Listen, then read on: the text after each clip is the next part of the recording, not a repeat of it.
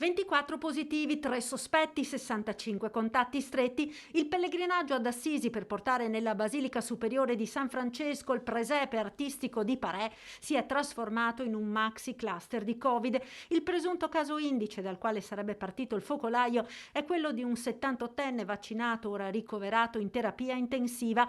Proprio dopo l'aggravarsi delle sue condizioni e il suo trasferimento in ospedale, l'ULSS ha avviato gli accertamenti sui partecipanti al viaggio. 16 persone hanno raggiunto l'Umbria a bordo di auto propria, ma hanno preso parte alle cerimonie organizzate per la consegna del presepe, mentre il gruppo più numeroso di pellegrini si è recato nella città di San Francesco a bordo di 2 pullman e probabilmente proprio nel corso del viaggio sarebbe avvenuto il contagio. Basta che ci sia un positivo, la situazione chiusa diventa ovviamente una diffusione per tutti.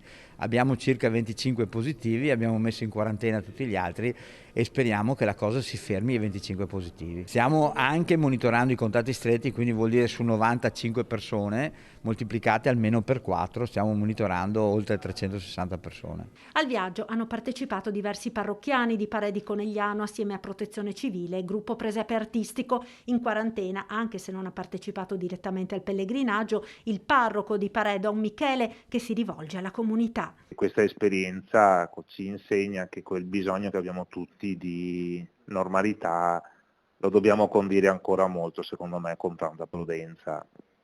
Sono due ingredienti che secondo me devono stare assieme e combinarli bene assieme. C'è un bisogno sicuramente, ma dall'altra parte ci vuole ancora tanta prudenza. Queste sono le due cose che mi verrebbe da imparare nuovamente da questa esperienza. Ad Assisi, ma non a bordo dei pullman, si era recato anche il sindaco di Conegliano, Fabio Chies. Dispiace per quello che è successo agli amici di Parè che sono andati ad Assisi per inaugurare il presepio, ma devo dire che questa è la dimostrazione che non dobbiamo assolutamente abbassare la guardia. Abbiamo infatti ieri firmato anche un'ordinanza che impone a Conegliano l'uso delle mascherine in centro città e dovunque ci siano assembramenti.